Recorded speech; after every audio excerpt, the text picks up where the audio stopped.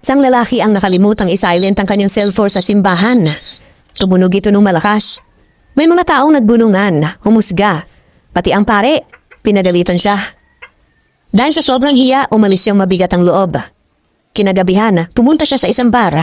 Dahil malungkot at lutang ang isip, aksidente niyang nabasag ang isang baso. Sabi ng waiter, "Okay lang po sir, ako na maglilinis."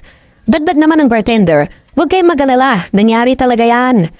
May isa pang customer na inalok siya ng inumin.